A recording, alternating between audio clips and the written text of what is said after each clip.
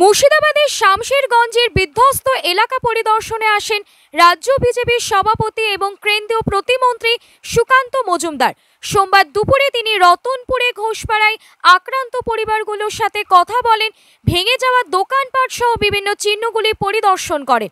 এলাকার সাধারণ মানুষ বিএসএফ ক্যাম্পের দাবি জানাতে থাকে তাকে ঘিরে, যেখান থেকে তিনি এসে পৌঁছান জাফরাবাদে, যেখানে বাবা ও ছেলের নৃশংস খুনের ঘটনায় দাস পরিবারের ঘরে আসেন তিনি।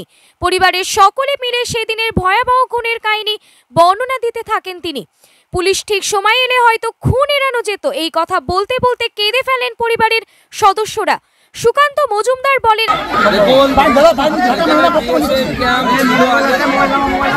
সরকারের আমলে সেই বিএসএফ ক্যাম্প তুলে দেওয়ার ব্যবস্থা হয়। যতদিন বিএসএফ ক্যাম্প ছিল এই এলাকা অত্যন্ত শান্তিপূর্ণ এলাকা ছিল। আমার বিশ্বাস বর্তমান পশ্চিমবঙ্গ সরকার এই কেসের সেন্সিটিভিটি দেখে, সংবেদনশীলতা দেখে এখানকার সাধারণ মানুষের দাবিকে সম্মান জানিয়ে এখানে বিএসএফ ক্যাম্পের জন্য আবেদন করবে।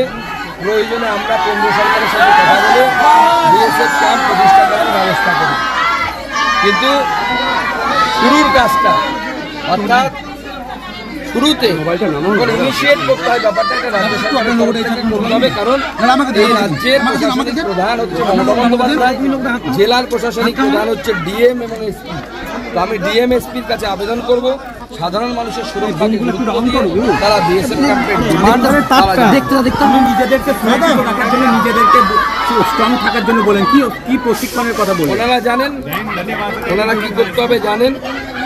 বিএসএফ আমরা 3 ঘন্টার মধ্যে নামিয়ে দেবো, 4 ঘন্টার মধ্যে নামিয়ে দেবো, কিন্তু ওই 3-4 ঘন্টা সামলানোর জন্য এইখানকার স্থানীয় হিন্দু সমাজকেও নিজেদের আত্মরক্ষার ব্যবস্থা করতে হবে। যেভাবে করা দরকার, ঠিক যেভাবে আক্রমণকারীরা আক্রমণ করতে আসছে সেভাবে এদের বাঁচার ব্যবস্থা করতে হবে। মোথাবাড়িতে যেমন বলেছিলেন হাসুয়ার কথা, যেরকম ওনারা যা বোঝার বুঝে গেছেন, আপনারাকে ব্যাখ্যা করতে। দাদা, মুখ্যমন্ত্রী বলেছেন যে এখানে সব বহিরাগত, কিন্তু কালকে যাকে অ্যারেস্ট করা হয়েছে এই ঘটনায় তার বাড়ি সুলিতলা, কি বলবেন? এই তো এখানকার একজন কেউ অ্যারেস্ট হয়েছে বলছে, সুলিতলা পাশে গ্রাম। এই 4 জন এখনো পর্যন্ত অ্যারেস্ট হয়েছে। দাদা, আমার বিশ্বাস শুধু এই 4 জন মারেনি দাদা, ওয়াকার 500 থেকে 1000 মুখ্যমন্ত্রী তো বলে সবই বহিরাগত দল, এটা বলে দাদা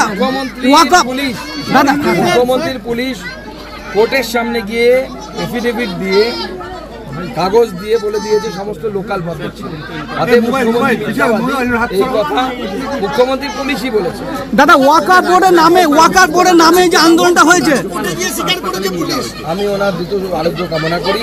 আমিও চিন্তিত। আমি আপনার কাছ থেকে বেশি খবর পেলাম, আমি এখনই ওনার অফিসারদের সাথে কথা বলছি, উনি কেমন আছেন জানাচ্ছি। দাদা, ওয়াকার বোর্ডের নামে যে ভাঙচুর লুটপাট হলো, এটা কি বলবেন? দেখুন, এটা ওয়াকআউটটা একটা অজুহাত হিসেবে ব্যবহার করা হয়।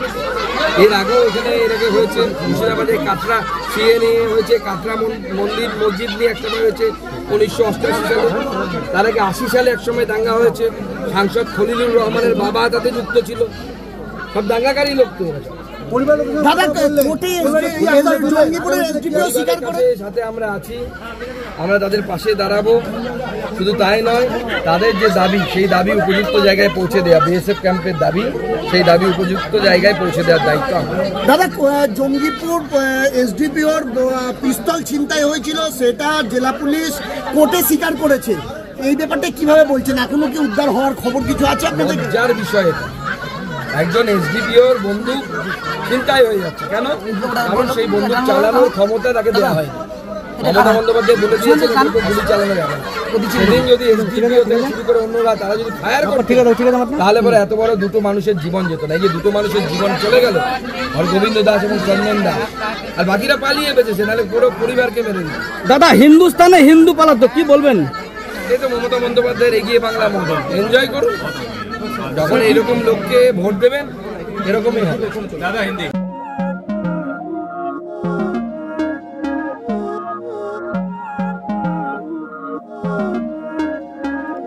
não é lógico aquilo que sinto quando eu te vi nesse dia cair. Era óbvio, olhando agora, tiveste sempre em frente de mim e até que enfim, quem diria que o mundo ia estar aos meus pés? Encontrei em